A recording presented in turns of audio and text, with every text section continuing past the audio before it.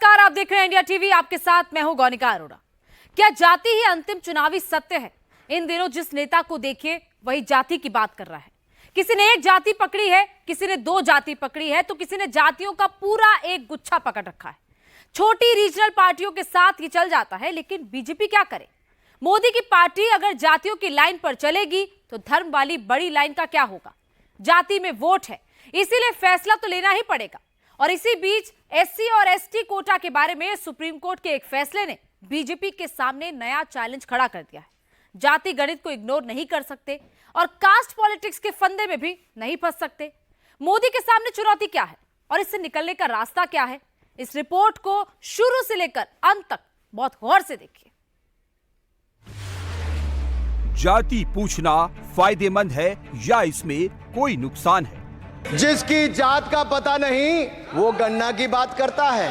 अनुराग ठाकुर जी ने मुझ पर गाली दी है। नहीं, कोई बात। मुझे अनुराग ठाकुर जी ने मुझे इंसल्ट किया है, मगर मैं अनुराग ठाकुर जी से कोई माफी नहीं चाहता हूं। मुझे कोई माफी की जरूरत नहीं है। जाति बताना फायदेमंद है या इसमें कोई घाटा है? ये अपराधी हैं। पहला अपराधी है पवन यादव, दूसरा अपराधी मोहम्मद अरबाज। जाति की गिनती कराने में किसका फायदा और किसका घाटा है? मुझे सिर्फ मच्छी की आंख दिख रही है। जाति जनगणना हम करा के दिखाएंगे। जो जातियों की गिनती करा चुके उनको किस बात की शिकायत है? पिछड़े, अति पिछड़े, दलित, महादलित, आदिवासियों के हित में जो काम हुआ है उसको ये लोग नहीं चाहते, स्वीकारना नहीं चाहते। अगर कोटे के अंदर कोटा बन गया तो किसकी कुर्सी हिल जाएगी? इसमें क्रीमी लेयर का प्रावधान हो ही नहीं सकता। रिजर्वेशन विद इन रिजर्वेशन ये कहीं से जायज नहीं।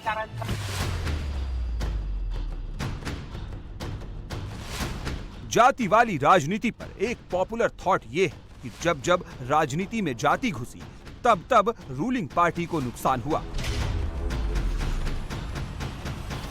जवाहरलाल नेहरू और इंदिरा गांधी से लेकर वीपी सिंह और अटल बिहारी वाजपेयी से लेकर नरेंद्र मोदी तक कई एग्जाम्पल हैं। 2024 का एग्जाम्पल तो ताजा ताजा है। जब एंटी इनकम्बेंसी होती है तो मिडिल क्लास का वोटर बाहर निकलता है, जो इस बार नहीं हुआ। मगर जब जातियां नाराज हो जाती हैं तो जाति वाले वोटर का जत्था निकलता है, जो अक्सर सत्ता को हिला डालता है। जातियों के अंदर फिर से एक हिलोड़ उठ रही है। राहुल गांधी उस लेवल पर जाकर जाति जाति कर रहे हैं जिस लेवल तक कांग्रेस कभी नहीं गई। असल में जाति वाली राजनीति कांग्रेस के खिलाफ ही शुरू हुई। राहुल गांधी उसे 180 डिग्री मोड़ना चाहते हैं। कांग्रेस ने जो इंडिया अलायंस बनाया उसमें ज्यादातर वही पार्टियां शामिल हैं जिनके संस्थापक राहुल की दादी इंदिरा गांधी के समय सोशलिस्ट कहलाते थे। हिंदुस्तान की सियासत में ये तीन धाराएं 1952 के पहले चुनाव से ही स्पष्ट हो गई थी। राइट यानी जनसंघ और बीजेपी, लेफ्ट यानी कम्युनिस्ट पार्टियां और सेंटर में कांग्रेस और सोशलिस्ट। अब इसी सेंटर में जाति को लेकर संघर्ष मचा है। राहुल कहते हैं जितनी आबादी उतना हक। ये नारा पिछड़ी जातियों को कांग्रेस की तरफ लुभाने के लिए बनाया गया है। राहुल गांधी का ये नारा लोहियावादियों की संयुक्त सोशलिस्ट पार्टी के नारे की कॉपी है। 1961 में संसोपा यानी संयुक्त सोशलिस्ट पार्टी ने नारा दिया था, संसोपा ने बांधी है गांठ, पिछड़े पावे 100 में 60। यानी संसोपा ने संकल्प लिया है कि पिछड़ों को 60% मिलना चाहिए। लोहियावादियों के इसी नारे को 1980 के दशक में बीएसपी के काशीराम ने संशोधित किया था, जिसकी जितनी संख्या भारी उसकी उतनी हिस्सेदारी। देश में ये कौन कर रहा है? तकरीबन 73% दलित, आदिवासी और पिछड़े वर्ग के लोग हैं। और ये हिंदुस्तान की मेन शक्ति है, स्ट्रेंथ है। और सच्चाई है कि इनको कहीं भी जगह नहीं मिलती है। सर 20 अफसरों ने, उनके नाम मेरे पास है, अगर आप नाम चाहते मैं दे दूंगा। 20 अफसरों ने हिंदुस्तान का बजट तैयार किया है। मतलब हिंदुस्तान का जो हलवा है 20 लोगों ने बांटने का काम किया है। अब स्पीकर सर, उन 20 लोगों में से 90% लोगों में से 90% लोगों में से सिर्फ 2 हैं, एक माइनॉरिटी और एक ओबीसी। और इस फोटो में एक भी नहीं है। मतलब फोटो में आपने पीछे कर दिया, फोटो में तो आने नहीं दिया आपने। हिंदुस्तान की सियासत में जाति कब आई, जाति पर चुनाव कब से होने लगे, पिछड़ा आरक्षण ने इसे कैसे बदला, जाति आखिर जाति क्यों नहीं। राजनीति में जाति की पूरी क्रोनोलॉजी बताएंगे। सुप्रीम कोर्ट के एक फैसले से मायावती और चिराग पासवान क्यों नाराज हैं, ये भी समझाएंगे। क्या जाटो और दूसरे दलित अलग हो जाएंगे? क्या पासवान और पासी दुश्मन बन जाएंगे? क्या मांझी अलग हो जाएंगे, पासवान अलग हो जाएंगे? क्या मीणा और गोंड भील आपस में टकराएंगे? सुप्रीम कोर्ट के एक फैसले में सियासत को बदलने की कितनी संभावना है, थोड़ी देर में बताते हैं। उससे पहले ये समझते हैं कि मोदी किसकी वजह से प्रधानमंत्री हैं। मोदी को प्रधानमंत्री बनाने के लिए कमंडल है या मंडल है? राम मंदिर आंदोलन कमंडल वाला प्रयोग था। बीजेपी के लिए वो प्रयोग सफल था। पार्टी 2 सीट से 160 सांसदों वाली पार्टी बन गई, लेकिन उससे आगे बढ़ना मुश्किल हो रहा था।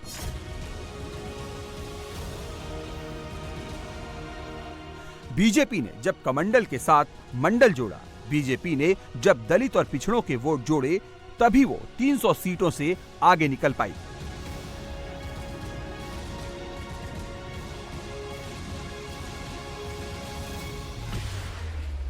उन्नीस के चुनाव में बीजेपी को 161 सीटें मिली थी। उस चुनाव में बीजेपी को जितने वोट मिले उसका 49% हिस्सा अपर कास्ट यानी सवर्ण वोटर्स का था।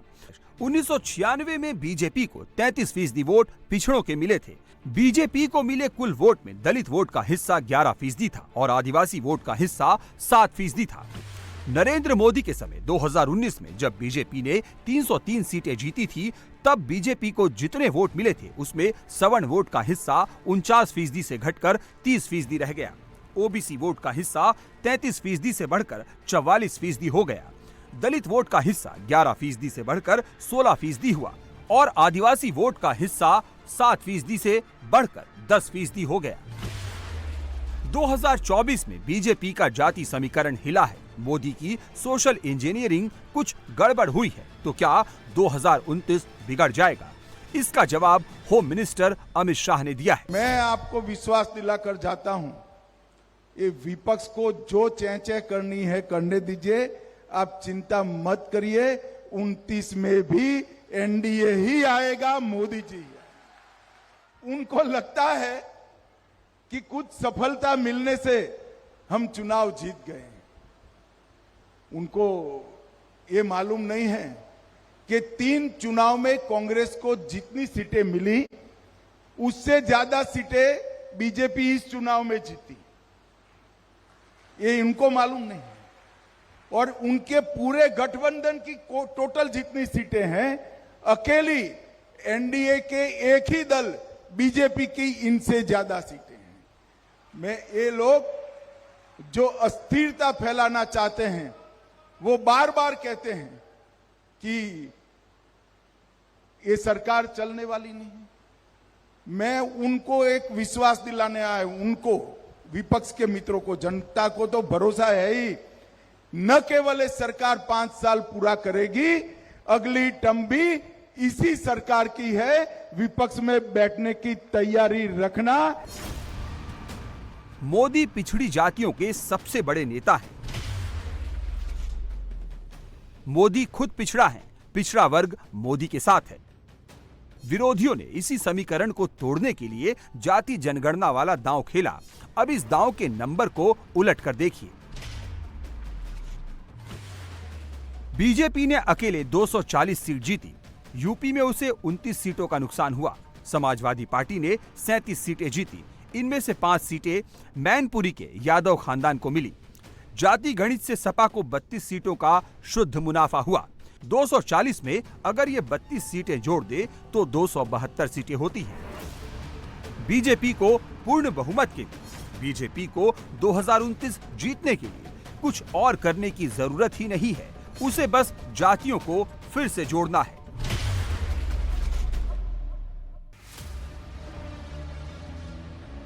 बीजेपी की दिक्कत यह है कि ऐसा कोई फेविकॉल ही नहीं बना जो सभी जातियों को जोड़ दे। ऐसा कोई भी फेविकॉल नहीं है जो पैन इंडिया किसी एक जाति को भी जोड़कर इकट्ठा कर दे। जातियां राज्यों के हिसाब से पोलराइज होती हैं। यूपी का यादव बीजेपी के साथ नहीं जाता। यादव वोटर है तो चुनाव में सपा की साइकिल वाला बटन ही दबाएगा। ये सोच यूपी में कॉमन है। इसी तरह बिहार का यादव लालटेन छाप वाला बटन दबा देगा, लेकिन कमल फूल छाप वाला बटन तभी दबाएगा जब कोई मजबूरी हो। लेकिन हरियाणा के यादव बीजेपी को जिता देते हैं। हरियाणा के अहिरवाल क्षेत्र में बीजेपी ही जीतती है। इसी तरह मध्य प्रदेश के यादव बीजेपी को वोट दे देते हैं और बीजेपी एक यादव को मध्य प्रदेश का मुख्यमंत्री भी बना देती है। बिहार का कुर्मी नीतीश कुमार की साइड में हो जाता है। यूपी का कुर्मी बीजेपी और अपना दल के साथ अपनी आइडेंटिटी जोड़ लेता है। बिहार का कुशवाहा बीजेपी और जेडीयू में बट जाता है। यूपी का कुशवाहा बीजेपी के साथ जुड़ जाता है। बिहार का केवट मल्लाह निषाद अभी आरजेडी के साथ अटैच है। यूपी का निषाद एनडीए के साथ जुड़ा है।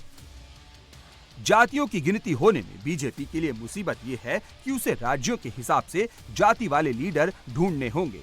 2014 में नरेंद्र मोदी पिछड़ों के सबसे बड़े नेता बनकर उभरे, लेकिन 24 आते आते हर क्षेत्र में अपनी जाति के अपने नेता की डिमांड होने लगी। बीजेपी के पास लोकल लेवल पर ऐसे जातिगत लीडर्स की कमी है। बिहार में बीजेपी के पास कुछ जातियों के नेता हैं, लेकिन यूपी में इसकी भारी कमी है। एक और दिक्कत यह है कि जातियों की गिनती होगी तो हर जाति की उपजातियां मिलेंगी। हर उपजाति अपना नेता ढूंढेगी। बिहार का ही उदाहरण लीजिए। बिहार में जातियों की गिनती हुई तो 214 जातियां मिली। अनुसूचित जाति में 22, अनुसूचित जनजाति में 32, पिछड़ा वर्ग में 30 और अत्यंत पिछड़ा वर्ग यानी ईबीसी में 113 जातियों को रखा गया। बिहार में सवर्ण या जनरल कैटेगरी में 7 जातियों की गिनती की गई। बीजेपी को वर्ग या क्लास वाला क्लासिफिकेशन ठीक लगता है। वैसे संघ परिवार का लक्ष्य तो जाति तोड़कर धर्म जोड़ने का है। लक्ष्य है हिंदू हिंदू एक करने का, जिसमें 80-20 वाला फॉर्मूला आसानी से लगाया जा सके। लेकिन जब तक वो नहीं होता तब तक जाति जोड़ो फॉर्मूला लगाना ही पड़ेगा। राष्ट्रीय जनता दल जो है सर्वोच्च न्यायालय के अनुसूचित जाति और जनजाति के आरक्षण के वर्गीकरण के पक्ष में नहीं है। और ये निर्णय 1932 के पुनः पैक्ट और संविधान के मूल भावनाओं के खिलाफ हम लोग इसको मानते हैं। ये साफ बात है। आरक्षण जो दलितों को, आदिवासियों को जो दिया गया था, इसमें क्रीमी लेयर का क्या मामला है? इसमें आर्थिक तौर पे तो था ही नहीं। बाबा साहब अंबेडकर ने इसलिए आरक्षण दिया था जो सदियों से या अभी भी जो भेदभाव, ऊंच नीच, छुआछूत, जो डिस्क्रिमिनेशन जो चल रहा था, उसको पाटने के लिए ये आरक्षण है। तो इसको तो आर्थिक तौर पे ये आया कहां से मामला? तो ये पूरी तरीके से हम लोग जो है इसके पक्ष में नहीं है वर्गीकरण को लेकर के। कई लोग समझते हैं कि पिछड़ों की पॉलिटिक्स केवल यूपी बिहार में होती है, जबकि पिछड़ा पॉलिटिक्स का असली टेस्टिंग ग्राउंड महाराष्ट्र है। अंबेडकर और ज्योतिबा फूले की धरती पर जाति का कैलकुलेशन हमेशा से सियासत को गवर्न करता रहा है। 24 में वो बस रिपीट हुआ है। जाति वाली बात किसी एक या दो राज्य की नहीं है, बात पूरे देश की है। सुप्रीम कोर्ट का नया फैसला भी लागू होगा पूरे देश पर। दलित कोटा के अंदर कोटा, आदिवासी आरक्षण के अंदर आरक्षण। बीजेपी के लिए सुप्रीम कोर्ट ने एक और चैलेंज रख दिया है। यूपी में जाटव दलितों पर आरोप लगता है कि दलित कोटे की नौकरियों का बड़ा हिस्सा जाटव हथिया लेते हैं। दूसरी दलित जातियों को फायदा नहीं मिलता। बिहार में आरोप लगता है कि पासवान दलित आरक्षण का सबसे ज्यादा फायदा लेते हैं, बाकी दलित जातियों को उतना फायदा नहीं मिलता। इसी तरह राजस्थान के मीणा आदिवासियों पर आरोप लगता है कि एसटी आरक्षण का सबसे अधिक लाभ मीणा ले लेते हैं, बाकी आदिवासियों को आरक्षण का फायदा नहीं मिलता। सुप्रीम कोर्ट के फैसले से ये सब बदल जाएगा। नेताओं के रिएक्शन को इस एंगल से देखेंगे तो जाति वाली सियासत को ज्यादा अच्छी तरह समझेंगे। जहां जो पार्टी सत्ता में होगी वह अपनी अपनी राजनीति के हिसाब से अदलती बदलती रहेगी, जिसके साथ साथ राज्य सरकारें अपने अपने वोट बैंक के लिए अपनी मनचाही जातियों को आरक्षण का अनुचित लाभ देने का प्रयास करेंगी। इस प्रकार से इस आदेश से ऐसी अनेकों समस्याएं उत्पन्न होंगी, जिसके कारण एससी व एसटी को मिल रहा आरक्षण ये समाप्त हो जाएगा। मायावती की तरह बिहार में चिराग पासवान सुप्रीम कोर्ट के फैसले से सीधे सीधे प्रभावित हो रहे हैं, इसलिए वो रिव्यू पिटीशन डालने की बात करने लगे हैं। इसमें क्रीमी लेयर का प्रावधान हो ही नहीं सकता। रिजर्वेशन विद इन रिजर्वेशन ये कहीं से जायज नहीं, क्योंकि आज भी इतने समय के बाद आज भी उदाहरण एक दलित लड़के का ही मिलता है जिसको घोड़ी पे चढ़ने से रोका जाता है, एक दलित परिवार का ही मिलता है जिसको मंदिर में प्रवेश करने से रोका जाता है। कई ऐसे बड़े नाम भी हैं, मैं नाम नहीं लूंगा, बट कई ऐसे नाम हैं जो बड़े पदों पर है, पर अगर वो मंदिर जाते हैं तो उसके बाद मंदिर को गंगा जल से धुलवाया जाता है। तो आज भी भेदभाव छुआछूत के आधार पर हो रहा है। तो ऐसे में रिजर्वेशन विद इन रिजर्वेशन हम लोग भी कतई इससे सहमत नहीं है। और लोक जनशक्ति पार्टी रामविलास सुप्रीम कोर्ट में पुनर्विचार याचिका दाखिल हम लोग करने जा रहे हैं, ताकि सुप्रीम कोर्ट पुनः अपने फैसले पर बताए। बिहार में नीतीश कुमार ने 17 साल पहले ही इस दिशा में कदम बढ़ा दिया था। नीतीश की बिहार सरकार ने दलित और महादलित अलग कर दिए। 22 दलित जातियों में से 18 जातियों को महादलित घोषित कर दिया गया। महादलित जातियों को विशेष सुविधाएं मिलने लगी। नीतीश सरकार ने महादलितों को 3 डिसिमल जमीन और ट्रांजिस्टर देना शुरू किया। बाद में नौकरियों में भी महादलितों को प्राथमिकता देने की शुरुआत की गई। सुप्रीम कोर्ट के फैसले से नीतीश सरकार के निर्णय पर मुहर लगी है। नीतीश बम है। जीतन राम मांझी भी खुश हैं, क्योंकि अब उनकी जाति को भी आरक्षण का ज्यादा फायदा मिलेगा। कोई भी आदमी जब एग्रीव्ड होता है तो करेगा, अपना अपना विचार है। मेरा कहने का मतलब है कि बाबा भीमराव अंबेडकर ने भी जब आरक्षण की बात की थी तो उन्होंने कहा था हर 10 वर्ष पर इसकी समीक्षा होनी चाहिए। और समीक्षा पुनर्विचार की बात उन्होंने नहीं कही थी। बहुत लोग कह दीजिएगा, आप लोग भी कह दीजिएगा कि मांझी जी कह रहे थे कि अंबेडकर साहब ने पुनर्विचार की बात की थी। इसलिए हम खोल करके कहते हैं पुनर्विचार और समीक्षा में फर्क होता है। समीक्षा इसलिए कि 10 वर्ष में हमने क्या किया, क्या पाया, क्या खोया। लेकिन आज 77 वर्ष 76 वर्ष हो गए आजादी के, क्या एक बार समीक्षा हुई? तो बाबा भीमराव अंबेडकर जी ने प्रावधान किया था आरक्षण का और संविधान निर्माण में उनकी अहम योगदान थी। उनकी बात को तो 76 वर्ष में हमने कुछ नहीं किया। उसी बात को सुप्रीम कोर्ट ने आज किया कि भाई जो लाभ लेकर के आगे बढ़ गए हैं हम उनको न कहते हैं कि उनको दबाइए, वो बढ़ते रहें, लेकिन जो पीछे पड़े हुए हैं शेड्यूल कास्ट में अगर जाति वाइज जोड़िएगा तो 4 जातियां ऐसी हैं जिसकी साक्षरता दर 30 से 40% है और बाकी 22 जातियां यहाँ ऐसी है जिसकी साक्षरता दर 3% से लेकर के 15% तक है। तो 15% वाले जिसकी साक्षरता दर है उसको 40% बढ़ाने के लिए कोई व्यवस्था करनी चाहिए ना। महाराष्ट्र में महार और मतांग दलितों के बीच कंपटीशन बढ़ेगा। राजस्थान में मेघवाल और जाटव दलितों के बीच होड़ लगेगी। मीणा आदिवासियों और भील आदिवासियों के बीच तनाव बढ़ेगा। बंगाल में राजबंशी, मतुआ और बागड़ी में नए समीकरण बनेंगे। चैलेंज नरेंद्र मोदी की पार्टी के लिए आया है कि वो हर वर्ग, हर जाति, हर उपजाति को संतुष्ट करने वाली पॉलिसी भी लाए और उनके लिए जाति वाला नेता भी दे। जाति अभी जाने वाली नहीं। धर्म कितना भी बढ़ जाए, जाति को इग्नोर करें तो चुनाव नहीं जीत पाएंगे।